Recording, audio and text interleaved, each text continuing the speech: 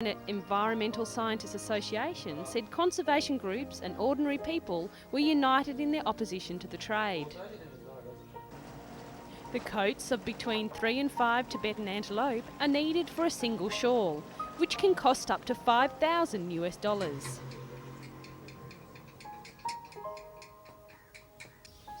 Demand is keen all over the world, especially in major fashion centres in France, Italy and Britain, and buyers are known to fly regularly to Delhi for private showings. We really need to ask, is fashion really worth the life of such a beautiful creature, or worse, the existence of a species?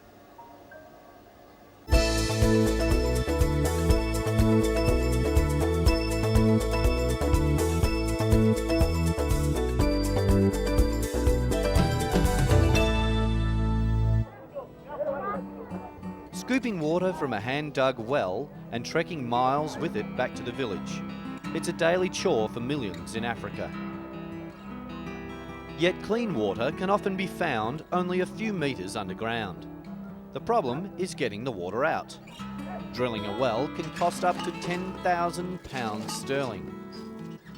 This newly developed hand-operated hammer drill can sink a well in Africa at the 10th of that price. Members of a research team at Cranfield University just outside London designed the new tool. As the pipe is hammered through the rock, clay and sand to the water below, new sections can be screwed on. All parts of the rig except the super hard drill bit are designed to be made or bought locally, removing the need for costly imported spares. And there is no patent on the design. That means anyone can modify it to make it work more effectively. It might take 2 weeks to drill the well depending on the depth of the water table. Then a simple hand pump like this can be fitted to provide a permanent water supply to the village. The drill has already been tested in various sites in Uganda, where the government is part funding the project. If further field trials in Uganda are successful, other countries could adopt the scheme and with it provide clean water cheaply while stimulating the local economy. It's science working with less developed countries to make life a lot easier.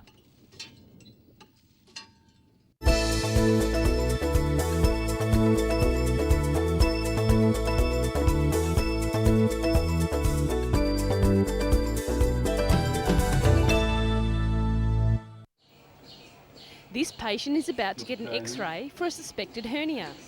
After the images are gathered, doctors will be able to view them anywhere in the world, thanks to a new computer system.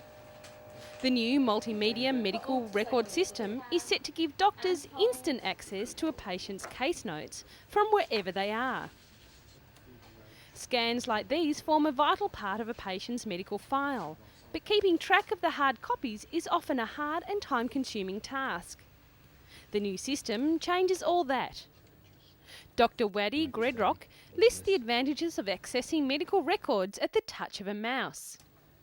Rapid retrieval, ability to manipulate the images electronically, and of course the ability to transfer the images to a variety of sites from the central store. I could use it at home or wherever I was in the world, he said.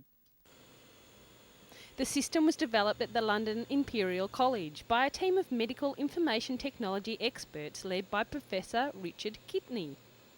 The software is easily installed in any hospital with an intranet system. It's a simple idea that modern technology has made a reality. The way that hospitals store and retrieve medical records could soon be revolutionised, bringing benefits to patients and professionals alike. With technology like this, all we need to do now is stop people getting sick at all. Too much there. Keep pushing. It's not that.